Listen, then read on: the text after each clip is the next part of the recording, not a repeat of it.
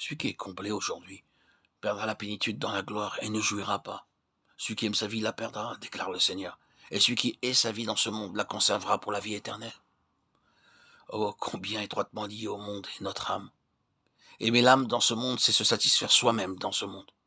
Manger, s'habiller bien, avoir beaucoup d'amis et d'admirateurs, et jouir de renommée et d'éloges parmi les hommes. Toutes ces choses sont désirables, mais comment elles nourrissent notre âme? Pourtant, celui qui nourrit maintenant son âme la perdra dans le royaume. Perdre l'âme, ce n'est pas aller à l'enfer, mais l'entraîner à la souffrance, parce que ne pourra pas régner avec le Seigneur. Durant l'âge du royaume, le Seigneur assignera à ses disciples 10 ou 5 villes pour qu'ils les gouvernent. Selon les prophéties de l'Ancien Testament, ce sera l'âge d'or. En ce temps, combien bon et agréable ce sera de gouverner 10 ou 5 villes. Mais celui qui aura gagné son âme dans ce monde la perdra à cet égard pendant l'âge du royaume. Et combien ceci doit être sérieux. Tous ceux qui sont rassasiés dans ce présent âge, c'est-à-dire tous ceux qui ont leur âme satisfaite maintenant, n'auront rien dans le royaume. J'ai dit plusieurs fois, je continue à le dire, celui qui est sa propre âme dans cet âge, par cela je veux dire ne pas permettre à son âme d'être remplie et satisfaite dans cet âge, mais de tourner le dos au monde et de tourner la face vers Dieu, en s'armant toujours de la volonté de souffrir, gagnera son âme dans le royaume. Mais celui qui gagne de ce côté perdra de l'autre. Quiconque possède aujourd'hui ne possédera rien dans le futur. Afin de gagner dans le futur, on doit être dépossédé de quelque chose aujourd'hui.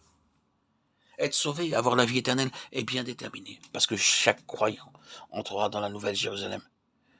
Mais avant que le ciel et la terre actuelle disparaissent, certains croyants n'auront aucune part dans le royaume, parce que seulement celui qui est sa vie dans ce monde la conservera pour la vie éternelle.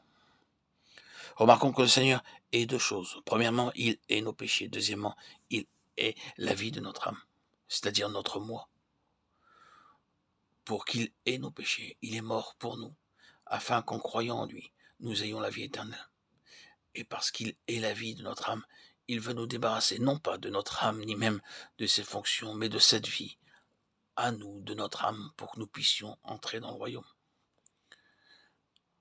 Voici la différence entre l'âme et les péchés. Ce que l'âme aime n'est peut-être pas un péché. Le mensonge, l'orgueil, la jalousie et autres choses semblables sont sans aucun doute des péchés, mais s'habiller avec extravagance et manger avec indulgence sont des actions qui appartiennent à l'âme.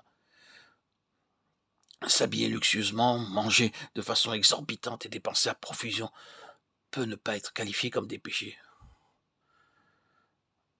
Mais cela donne certainement l'occasion à l'âme d'en jouir gratuitement. L'âme est la nature même de l'homme. En croyant au Seigneur et en vainquant ainsi les péchés, l'homme peut entrer dans le ciel. Mais en purifiant l'âme par le fait qu'il met de côté la vie de l'âme, l'homme peut entrer dans le royaume.